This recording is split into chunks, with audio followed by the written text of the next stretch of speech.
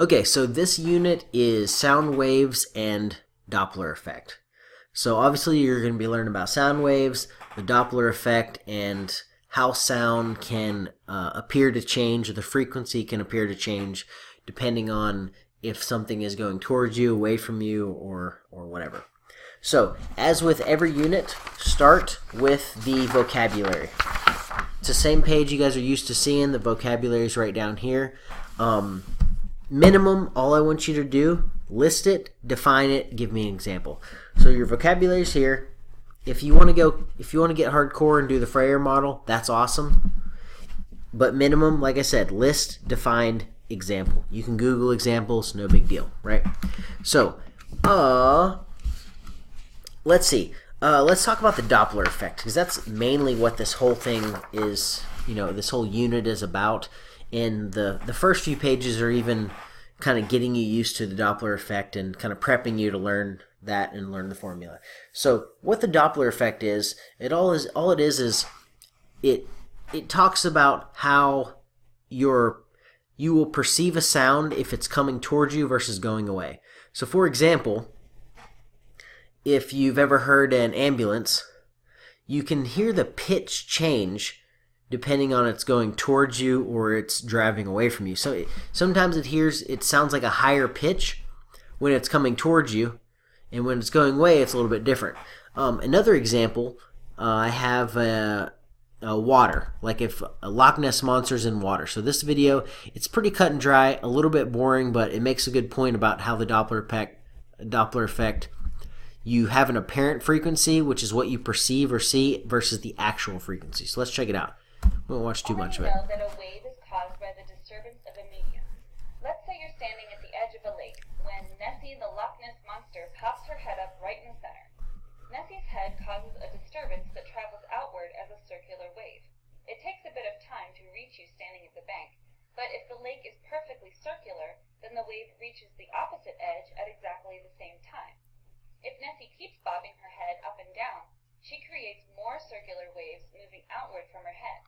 These waves all reach the banks at a certain frequency, the same frequency of Nessie's head bobbing. If she bobs her head 2 times every second, then that's the frequency of the waves hitting the banks. Now, suppose Nessie begins swimming toward you, still bobbing her head 2 times every second. The circular waves begin to look much different. Because Nessie is traveling some distance between each head bob, each successive wave originates from a slightly different spot on the water. The waves bunch together right in front of Nessie's head and spread out behind it. From your perspective, it looks like Nessie must be bobbing her head faster because the waves coming toward you arrive at a higher frequency. So notice, I know it's kind of grayed out, but the frequency is still 2 bobs a second, right? Or 2 every second or whatever. But when it's moving towards you, from your perspective, the white dot, it seems compressed. So that's what the Doppler effect is all about. What does it seem like? So it's kind of goes back to that chapter, semester 1, where you do relative velocity, where like if you're moving at x velocity east, this other object is moving x velocity east. What does their velocity seem like relative to your velocity, right? Same kind of thing, it's just with sound, and we're doing it with waves, okay? So, with waves, if you guys, hopefully maybe you get the chance to be in astronomy class when we do the experiment with the bell in a jar. So you put a bell in a glass jar, and you can YouTube this anyways, and you can't hear it as much when you take the air out. We turn on a vacuum, sucks a lot of the air out, not all of it, but a lot. And you can't hear the bell ringing as much. And that's because sound needs a medium. In other words, something to go through. Medium means like middle, right? So like a psychic medium, like, is the middle connection between supposedly you and like the spirit world or whatever, okay?